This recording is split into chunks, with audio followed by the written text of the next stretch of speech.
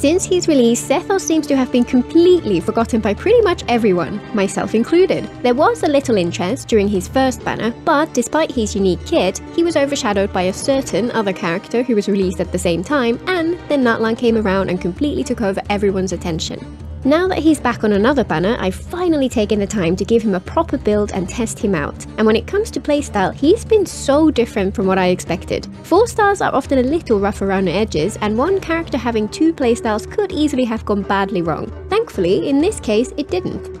Sethos appeared out of nowhere in version 4.7, where he played a major part in Cyno's second story quest. I loved that quest. It felt like the swan song to Sumeru we had been missing ever since we left for Fontaine. Much of that was just the joy of spending time with characters we knew and loved, but Sethos was an interesting new personality thrown into the mix. His design is fantastic, his hair, outfit and colour scheme are all gorgeous, and it's nice to have another tanned character, though again it's a very light tan. At first he came across as taciturn and mysterious. He grew up within a secret society hidden in the desert, and he's reluctant to open up to new people. Over the course of the story we win his trust, and he turns out to have a chill and easygoing personality. He's very reminiscent of Cyno in that way, though he feels like a slightly different take on the same themes. The story climaxes with a pretty epic fight scene between Cyno and Sethos. Sethos not only uses a spear, which is not his weapon as a playable character, but he uses the Sumeru Series 1, which was clearly stolen from us. Give us a Sethos Moonlight as a spear, please, Hoyo. While the other characters were definitely the highlight for me, Sethos' introduction was great, and I hope we see more of him.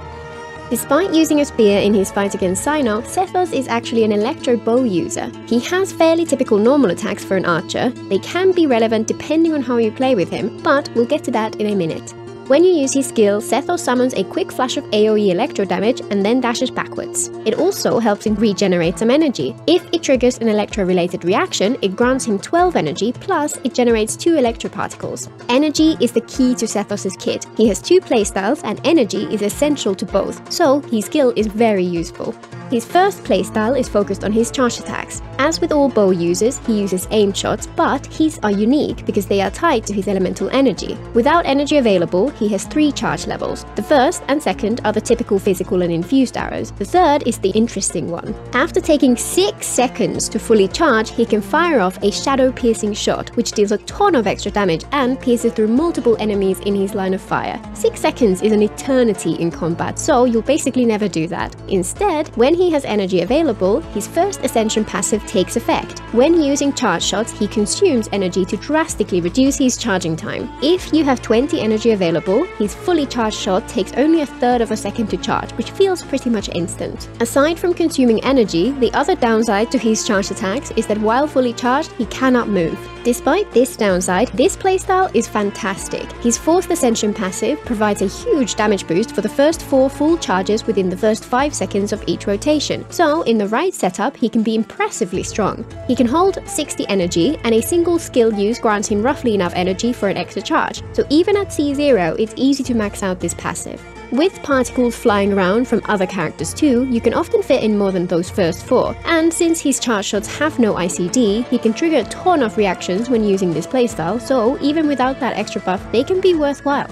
Sethos' burst unlocks his other playstyle. For 8 seconds after using his burst, he can no longer perform aimed shots at all, and instead his normal attacks become electro-infused dust bolts. These attacks also pierce through any enemy they hit, allowing him to attack many enemies at once if they line up right. Their multipliers are slightly lower than the charge shots, but you can fit more of them in, especially if you use animation cancelling to skip the 3rd attack, which is rather slow.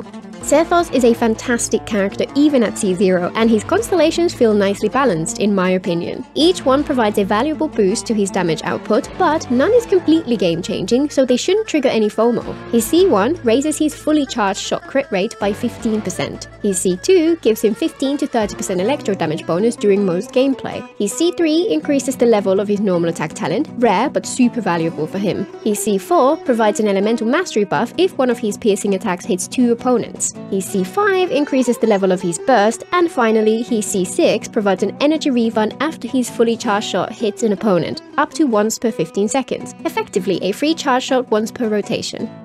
So, Sethos has two playstyles. He's either a quick-fire charge attacker similar to Tighnari, or an infused normal attacker similar to Yoimiya or Aloy. Both playstyles require the same build and team setup, so you can freely mix and match the two even in the midst of a single battle. This is honestly one of the coolest things I've seen in a Genshin character. While many characters can be used in multiple team archetypes, they usually need a completely different build in order to optimize their abilities for each, and the actual mechanics of their gameplay do not change. Some characters have this built into their kit, the infamous split scaling problem, where some parts of their kit scale with one stat and the other parts scale with a different one. Others still function the same, but their damage changes depending on how you use them. For example, building a typical Electro character as an Electro DPS requires a completely different set of stats than building them as a Hyperbloom trigger. Sethos, meanwhile, can freely switch between his playstyles depending on what you feel like doing in the moment, making him much more flexible during gameplay. It's even possible to build him to use both in the same rotation. Sethos was released in version 4.7 on banners featuring Cloran's debut and an Alhaitham rerun. I loved Cloran, so I was excited to pull for her, but I was equally excited for Sethos. His burst in particular caught my eye. Yoimiya and Aloy are two of my favourite characters in Genshin, and his burst playstyle is similar to theirs. I always appreciated their rapid-fire mobility and ease of use, and having another similar character from a different element sounded brilliant. Sethos, apparently, wasn't quite so enthusiastic about joining my account, so I was only able to get 2 copies from his debut banner. At this point, normally, I would say the first thing I did after getting the new character was build them. But in this case, the first thing I did was build Cloran, and she was so fantastic that I completely neglected my Sethos. I did start building him, but since they have similar roles and I was enjoying her so much, he ended up fading into the background. With his return in 5.1, however, I decided to finally give him a chance. While I didn't need any cons for Nahida or Hu Tao, I was at 0 pity on 50-50, so I threw a few temples in the hopes of getting his cons, and he's now C4. Regardless of which playstyle you want to use, Sethos is straightforward to build. His damage scales primarily of his elemental mastery, with a little boost from his attack too. As he's an Electro character, this is fantastic. When building most Electro characters, you have to pick either a DPS build or a reaction build, but thanks to his EM scaling, for Sethos you get both of them for the same stat. He also benefits from Electro damage bonus and crit stats, since he's generally most effective as a true DPS rather than a pure reaction trigger. His energy needs are surprisingly low as well. Mine only has about 125% and has felt very comfortable in any team, both for his charge shot playstyle and his burst. If you really want to, you could also aim for much more ER in order to fit in both his burst and charge attacks to max out his personal damage and on-field time, but I suspect this would dilute his damage potential since you'd have to sacrifice his other stats. Somewhere around 150% is likely worth aiming for, since it would make him feel really comfortable in most teams. Regardless, it's always best to try a few different teams and see what feels right to you. Sethos has a handful of options for his weapon, but for the vast majority of people, there's one which really stands out: the 3-star slingshot bow. It provides a fantastic crit stat, and its passive boosts both normal and charge shot damage by 60%. Sethos doesn't really care about its low attack stats, so this is a fantastic free-to-play bow for him. His best option, however, is likely Hunter's Path, since it's a fantastic 5-star which he can make full use of. The Cloudforge event weapon was clearly designed with his kit in mind, but based on my testing, it's comfortably outperformed by the slingshot, so even though I leveled my Cloudforge, it's sadly going to gather dust on the shelf for now. Other crit weapons, like the Skyward Harp, Aqua Simulacra, Sign of the Blazing Sun, and Viridescent Hunt would all be viable, but it's unlikely that they'll be much stronger than the slingshot unless your build badly needs something they offer. And the same goes for other options, which are more tailored to one of his 2 playstyles, such as the First Grade Magic for his charge shots, or Stringless or Thundering Fury for his burst version. Despite their strengths, the slingshot is more than good enough. In terms of artifact stats, I've built him with an EM Sands, an Electro Damage Goblet, and Crit Damage Circlet, though if you use a different weapon, he may want a Crit Rate Circlet instead, and in certain teams, he could get away with using an EM Goblet as well. While a small portion of his damage does scale with attack, and attack rolls on his substats are not entirely wasted, his EM scaling is significantly stronger, so EM is always the way to go. It's also possible that he could use an ER Sands if you're really struggling for energy somehow, but based on how little ER he's needed in my testing, I'd expect this to rarely be worthwhile. For most playstyles, the best artifact set for Sethos is 4-piece Wanderer's Troop. This set's buff is fantastic for him. Since his burst damage counts as charge attack damage, this works for both of his playstyles. If you want to hyper-focus on his burst playstyle, he could do more damage using 4-piece Desert Pavilion due to its hefty normal attack bonus, but aside from that, Wanderers is his best option. Most people will gain a ton of Wanderers artifacts through fighting bosses, so it'll be rare to have any reason to use anything else, but alternatives like Thundering Fury or Gilded Dreams would be decent, or any mix of 2-piece EM or electro damage sets if needed. He could also use 4-piece Marechaussee if paired with Furina, of course, though with the slingshot available, its value is noticeably less important than it would be for other characters. His normal attack and burst talents are the most important. His charge attack's damage needs only the normal talent, while his burst damage requires leveling both. His skills talent level only affects his damage output, which is fairly low, so it's pretty much lower priority. I was drawn to his Yoimiya-style burst gameplay and fully expected that to be my preference, but there was something about it which feels too chaotic to be comfortable. This was particularly annoying against groups of enemies. I would try to position myself so that the piercing shots would hit multiple enemies, but it was tough to control its targeting. Adding a crowd controller to the team fixed that issue, but invariably meant either reducing his damage due to removing a buffer from the team, or making the gameplay feel very risky by removing any defensive options. And this playstyle was even worse against larger enemies since he shoots upwards when they're too close. Meanwhile, his charge shot gameplay felt much more natural, and the super fast charge time meant that dodging and repositioning yourself works better than I'd expected. Instead of the more sedate gameplay of other aim-shot characters like Ganyu or even Tighnari, Sethos feels more suited to quick dashes to safety followed by rapid attacks when you're in the right position. It's worth noting that based on his multipliers, his burst playstyle does provide a little more damage over the course of a full rotation, while his charge attack gameplay provides less damage crammed into a shorter time period. For me, however, it felt worth sacrificing a little damage in order to have much more satisfying gameplay experience.